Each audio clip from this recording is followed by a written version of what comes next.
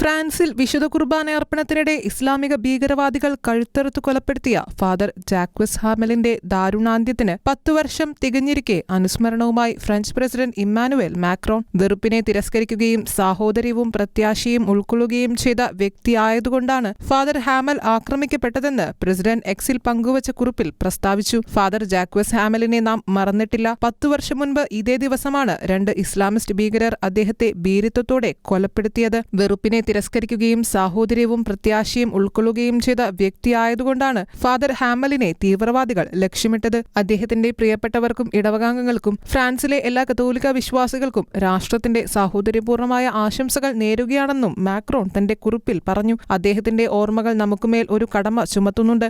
ജനാധിപത്യം ഉറപ്പു നൽകുകയും സംരക്ഷിക്കുകയും ചെയ്യുന്ന മനസാക്ഷിയുടെ സ്വാതന്ത്ര്യത്തെ മടുപ്പില്ലാതെ സംരക്ഷിക്കാൻ അത് നമ്മെ പ്രേരിപ്പിക്കുന്നു. ഇസ്ലാമിസ്റ്റ് ഭീകരതയ്ക്ക് മുൻപിൽ ഫ്രാൻസ് ഒറ്റക്കെട്ടായി നിലകൊള്ളുന്നു. അതിന്റെ അടിസ്ഥാന മൂല്യങ്ങളോട് വിശ്വസ്തത പുലർത്തുന്നു. നമ്മെ ഭിന്നിപ്പിക്കാൻ ശ്രമിക്കുന്നവർക്ക് മുന്നിൽ ഒട്ടും വഴങ്ങില്ല എന്ന് നിശ്ചയിച്ചുറപ്പിച്ചിരിക്കുകയാണെന്നും മാക്രോൺ പ്രസ്താവിച്ചു. 2016 ജൂലൈ 26 നോർമണ്ടയിലെ ദേവാലയത്തിൽ വിശുദ്ധബലി അർപ്പിച്ചുകൊണ്ടിരിക്കെയാണ് ഇസ്ലാമിക് സ്റ്റേറ്റ് അനുഭാവികളായ Adel Kermiche, Abdel Malik Petitjean എന്നീ യുവാക്കൾ 85 വയസ്സുകാരനായ ഫാദർ ജാക്വസ് ഹാമലിനെ കഴുത്തറുത്ത് കൊലപ്പെടുത്തിയത്. വത്തിക്കാനിൽ ഫാദർ ജാക്വസ് ഹാമലിന്റെ സ്മരണയ്ക്കായി അർപ്പിച്ച വിശുദ്ധബലിക്ക് ശേഷം ഫ്രാൻസിസ് പാപ്പ അദ്ദേഹത്തെ വാഴ്ത്തപ്പെട്ട ഫാദർ ജാക്വസ് ഹാമൽ എന്ന് അഭിസംബോധന ചെയ്തിരുന്നു. Church desk, ഷെഖൈന news.